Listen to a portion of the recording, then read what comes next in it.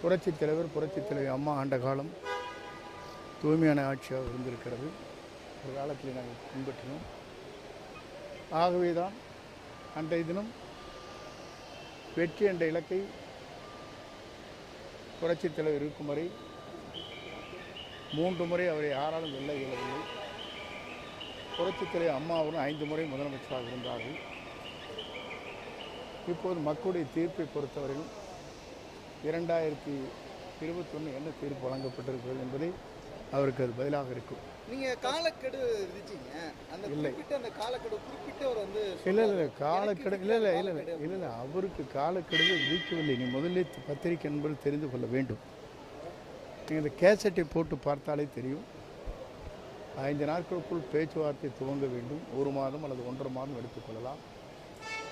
அதற்கு பிறகு யாரை சேர்த்த வேண்டும் என்பது பொதுச் செயலாளர் தான் முடிவு செய்ய வேண்டும் என்று சொல்லியிருக்கு.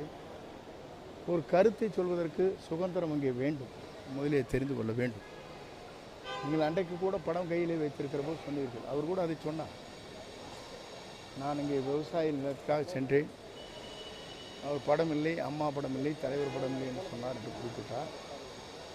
இதே விவசாயிகள் நடத்திய ஒரு நிகழ்ச்சி அங்கே காவிரி டெல்டா பகுதியில் விவசாயிகளுக்கு சிறப்பு மண்டலமாக அறிவிக்கின்ற போது அன்றைக்கு விவசாயிகள் தலைவர் அம்மா படத்தையெல்லாம் வைத்துத்தான் நிகழ்ச்சி நடத்தினார்கள். இந்த நிகழ்ச்சியை பொறுத்தவரையிலும் எல்லோரும் சேர்ந்து நடத்திய நிகழ்ச்சி.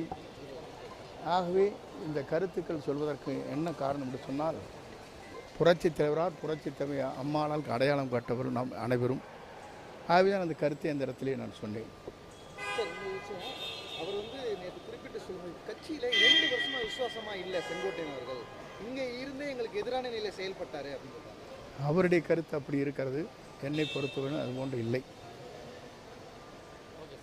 சரி, குறிப்பிட்டு நீங்கள் தொடர்ந்து இப்போ வந்து உங்களுடைய ஓ பன்னீர்செல்வம் டிடிவி தினகரனோட பேசும் பொழுதும் இங்கே இருந்தே தொடர்ந்து அவர் செயல்பட்டார், கட்சிக்கு விரோதமாக தொடர்ந்து செயல்பட்டு வந்தார், அதனால் கட்சியில் என்னுடைய பகிரங்கமாக பேசுகிறார்.